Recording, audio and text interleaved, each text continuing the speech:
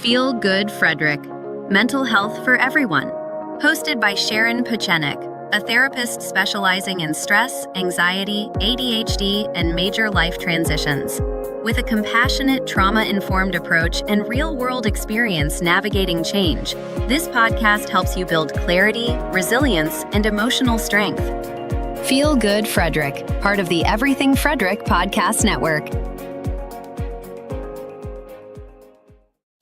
Hi, and welcome to the Feel Good Frederick podcast, where it's mental health talk for the whole town. I'm Sharon Pieczenik. I'm a therapist in Maryland, and I am located in Frederick with Spire Counseling. I am here with Chris Burgenson, and he is with the Center for Empowerment and Resilience, and he works with a lot of athletes, and he's actually training for his second Boston Marathon. And so today we are talking about the Yips. I don't even know. So are we allowed to say that word? I don't know. Well, I just did. Well, in this context here, I think that we can, because it's just going to be us two, right? Yeah. It's not getting outside this room. Yeah, no. So what are the Yips? So the official definition of the Yips is an inexplicable loss of fine motor skills. So let's say, for example, like in golf, where actually the Yips originated. So let's say you had somebody who was trying to putt, right? Yeah. Goes to putt the ball, and then the ball just shoots way off to the side or hits the ball way too hard. Yeah. Like that would be an example of the Yips. Okay. Yeah. So it's just sudden, out of the blue. Mm-hmm. See, I wouldn't know this. I putt. I don't golf. So Oh, same. So it would go into the clown's mouth or outside the clown's mouth? Yeah, no, just like if I try to go on the green, you'd see probably a whole lot of Ooh, there it goes. So when did the word Yips start coming about?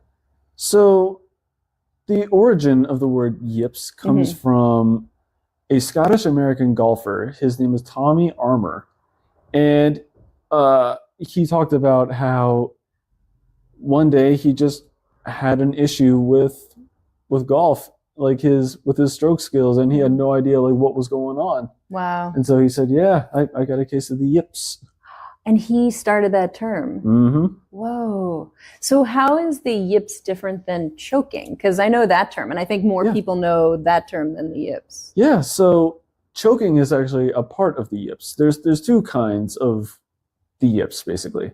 So choking is one, and then a dystonia is the other. So a classic example of a dystonia is, and going back to golf, way back in the day, there was a former basketball player, Charles Barkley, and he played golf, right? Okay. And he still plays golf.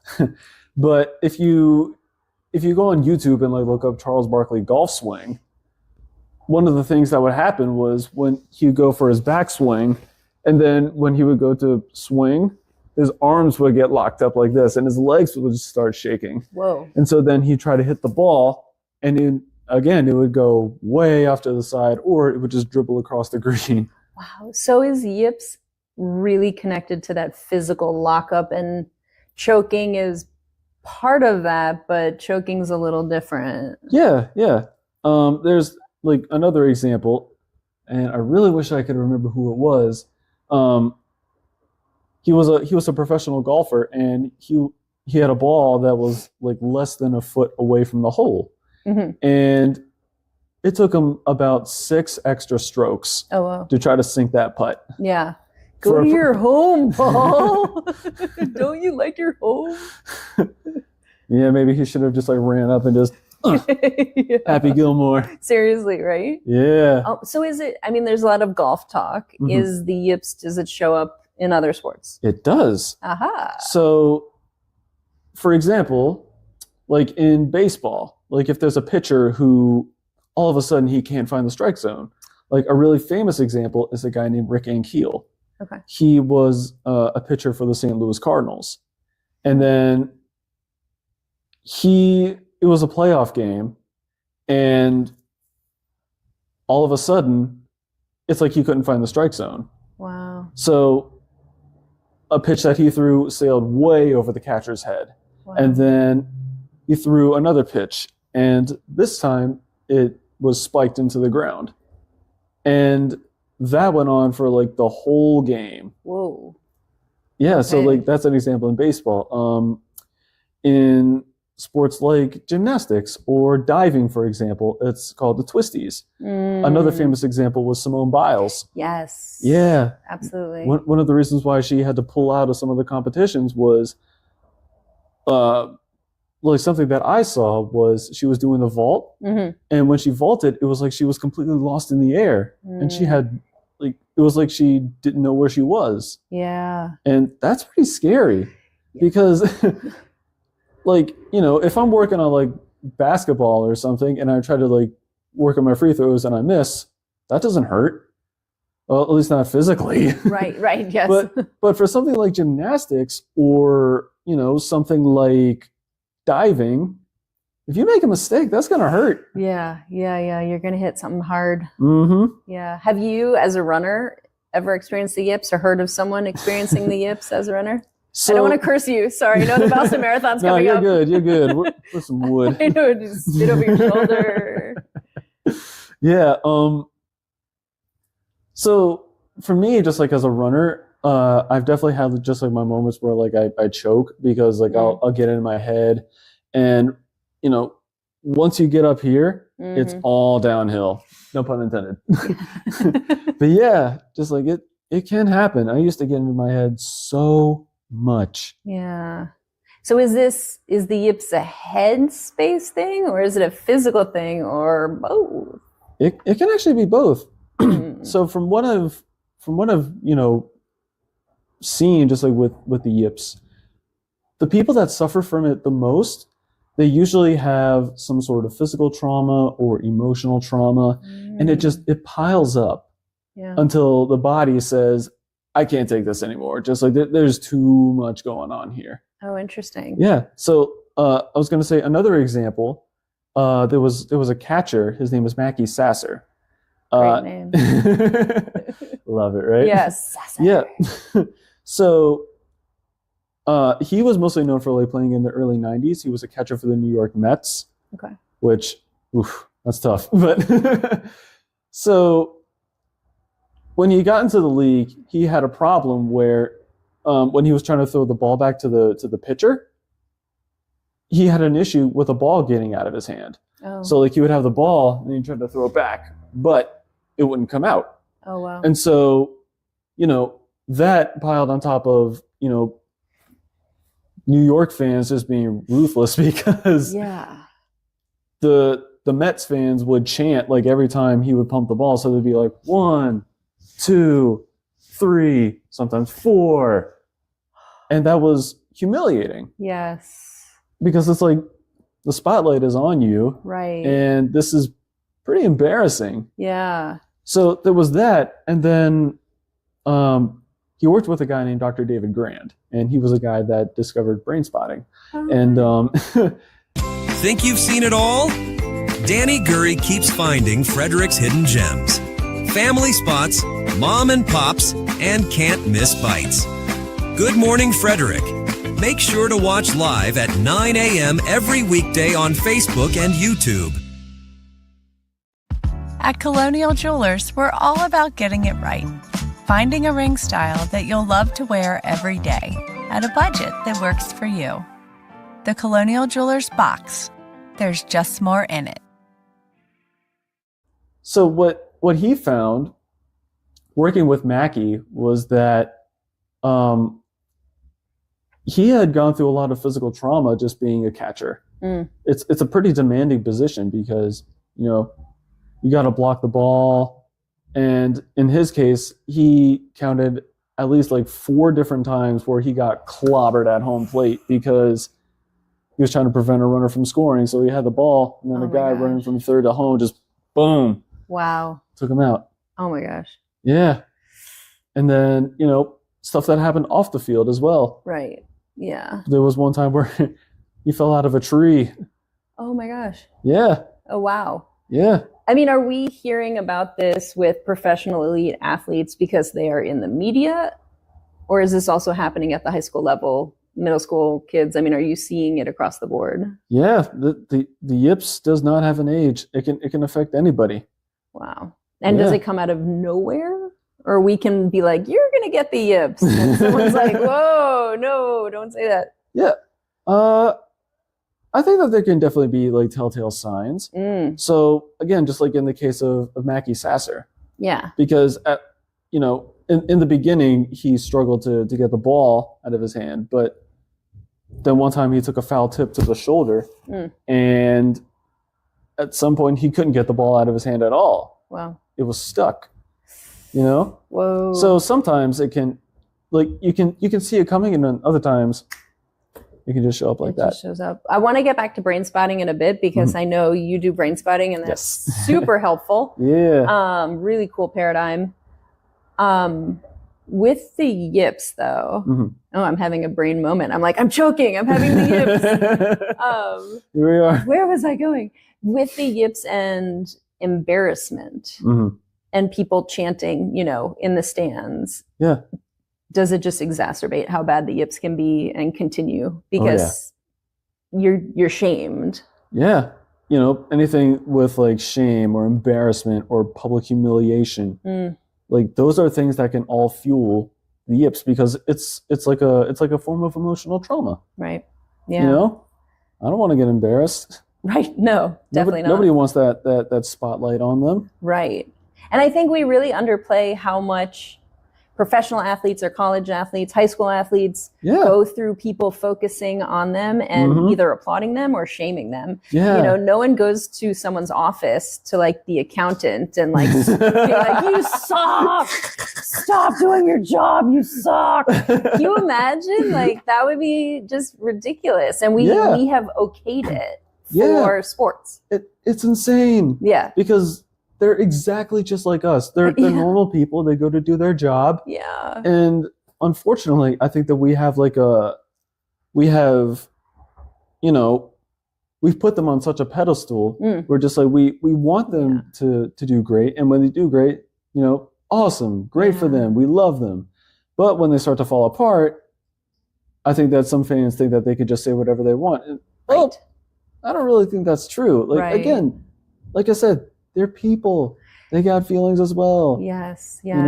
And you can wind up getting the Yips, the twisties, joking. No one bats 100, right? That's a saying. That's literally a saying. It's physically impossible to have 100% of anything. Yep, batting 1,000. That's what they say. Oh, 1,000. Oh, not even 100. It's 1,000. Oh my gosh. You're good. Yeah, thank you. Obviously, I'm not batting 1,000, but getting there. Yeah. So let's go to Brainspotting because you've been trained in Brainspotting to work with athletes that you work with. Tell me more about it because I don't think a lot of people know what it is. Yeah. So Brainspotting is a therapeutic modality where it uses a client's visual field and we look for what we would call brain spots. And funny story, the very first client that actually got to, do Brainspotting was an athlete. It was a figure skater. Oh, wow. And at the time, she was trying to do something called the triple loop, which is where an ice skater jumps up in the air, spins 3 times, and then lands. Woo. Yeah, no. Just simple. Yeah, no, piece of cake. Yeah. I could barely even go on ice, just like, at all. So what would happen in her case is she would jump up in the air, spin 1 time, good. Spin the second time, good. Third time, she would bail. Yeah. It was just too much for her body to handle. Yeah.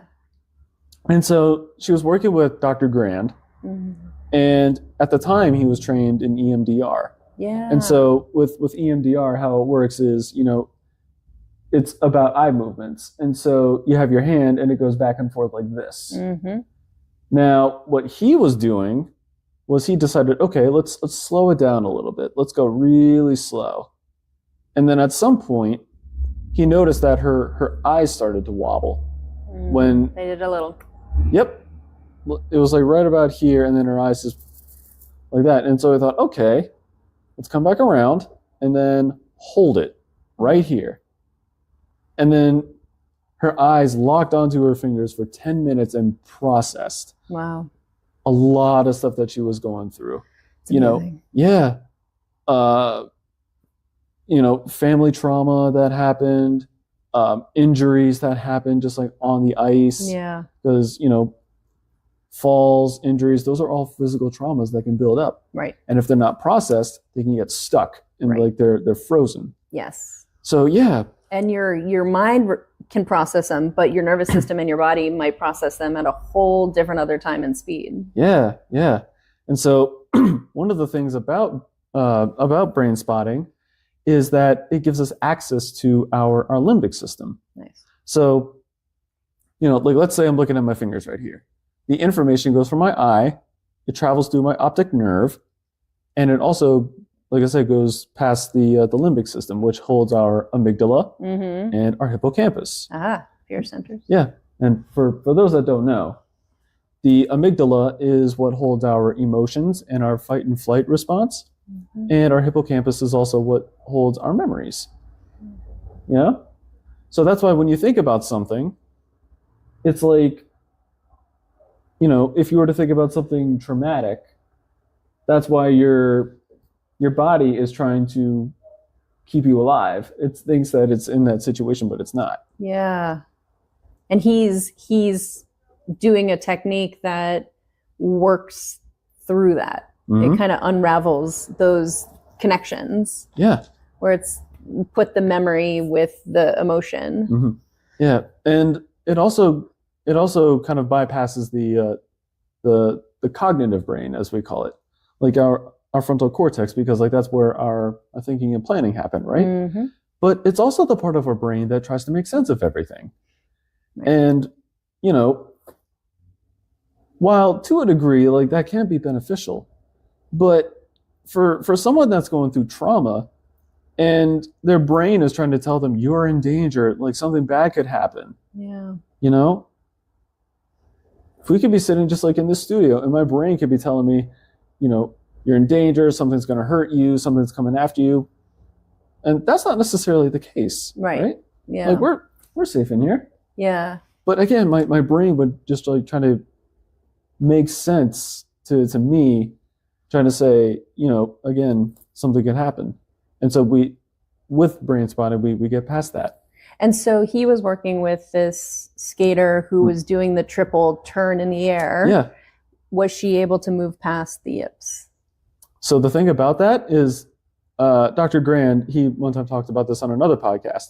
He said the very next day, she called him up and said, "Hey, I just landed the triple loop." Oh, wow. And then I did it again and again and again and again. Oh my God. Yeah. You see, that's what, because I do EMDR, right? I work with some athletes, not all athletes, but some athletes, and I love it. And it takes a little time, right? It's like 6 sessions and you see how you're going. Yeah. Sometimes you see a lot out of 1 or 2 sessions. But what I have heard about Brainspotting, and my hope is to get trained in it soon, is that it is much quicker, where it kind of just zeroes in on the situation, which is very helpful for athletes. Let's say they lost a game or something traumatic happened in a game, but they have a game the next day. Yeah. They better sort shit out really quickly because they got to perform the next day. So Brainspotting kind of is that knife that kind of cuts in there. Yeah. Just gets right to it. Yeah. Instead of my going like, tell me about your childhood and how you feel about messing up, this is going to take forever. No, let's just go at the problem and fix it. Yeah. Very cool. Very cool. So tell me a bit about where people can find you and find your Brainspotting. I know you do more than Brainspotting. That's one of the tools in your toolbox, but how can people find you? Oh my gosh. So let's see. People can find me on LinkedIn, Chris Burgenson. Our company website is cercounseling.com. Ooh, slow that down. One more time. cercounseling.com. Nice. I also have a blog on there. Oh, great. Which I also talk about like various, athlete topics. I recently put out another blog post about Brainspotting. Perfect. Yeah. Okay, so if people want to know more. I recently also started a TikTok. Yay! Yeah. Oh, fun. So you're going to find some more stuff about Brainspotting, about athletes. So you can just find me on there as well. Yay. Okay. Thank you for coming. Thank you for talking with me about the Yips. Thank you for having me. Good luck at the Boston Marathon. Thank you so much. If you want, please comment, ask questions, find Chris, find me. Do all the things. If you want to be on the show and you have some good mental health topics that we can talk about, that would be great.